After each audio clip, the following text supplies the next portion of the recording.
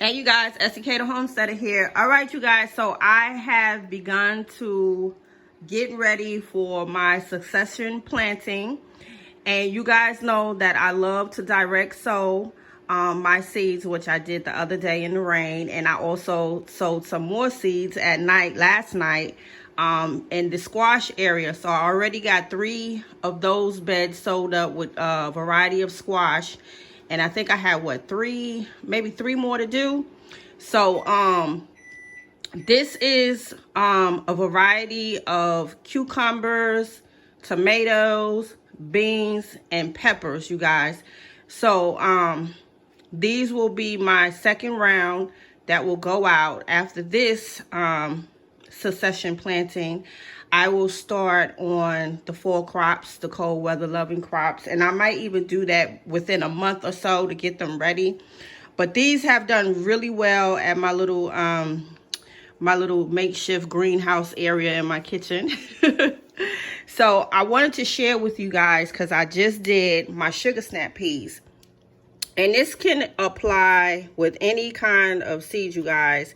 When you are using these red cups, get you about 3 seeds in each one of these cups, whether it's tomatoes or peppers, because you always could separate. So don't fret when you have more than 1 seed in each one of these red cups. So this area right here is my squash.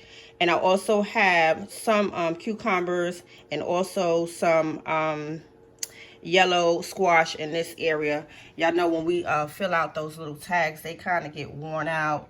So this middle area hasn't germinated yet with the butternut, and this is one that has sweet potatoes and some bell peppers. So those haven't germinated as of yet. But y'all know when things don't germinate, you go right back in there and reseed, okay? So here's my sugar snap peas, and I'm hoping that we get some more rain this week, because I want to get to the other beds and get these also sown. Well, some of the beds sown up with the sugar snap peas as well. So y'all know, as gardeners, we be looking forward to that downpour of rain because our seeds do really well. And I actually soaked these peas, you guys. These are sugar snap peas. And y'all see how easy it is to just press them down. Don't go too far. Cover them up. It's simple. So, I'm looking forward to my sugar snap peas because I haven't had a harvest of those yet. I don't even think, this might be my first time. I'm not sure, you guys. I will have to go into my history and check. And I also need to find out, y'all drop me a line, do sugar snap peas need a trellis? Because if they do, I will sow these in one of the trellis areas. But I also still have a lot of metal that I can use to make another trellis.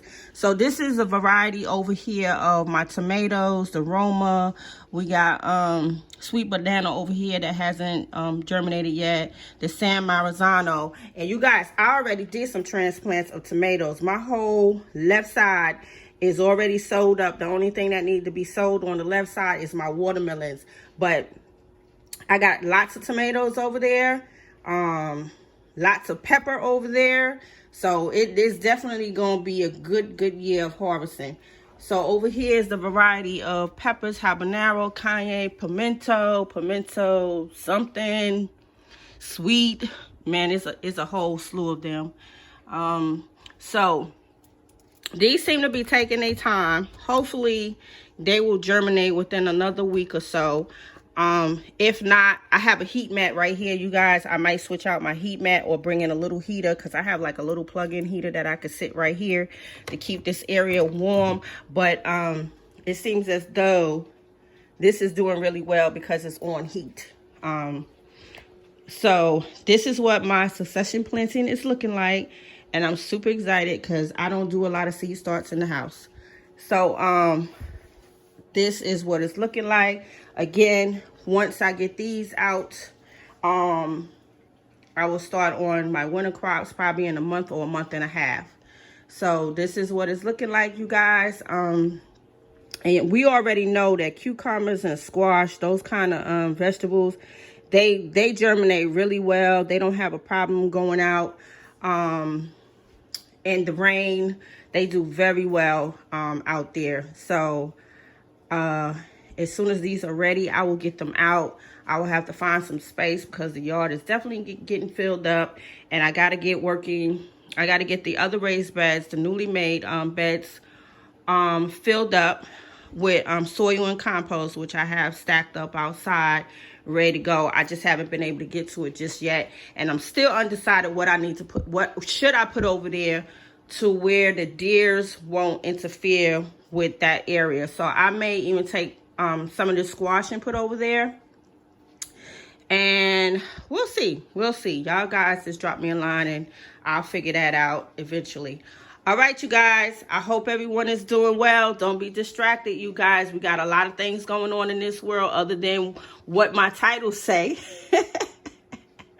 So you guys stay focused. Stay focused. SK the Homesteader will see you guys on the next video. Thank you so much for tuning in. Peace.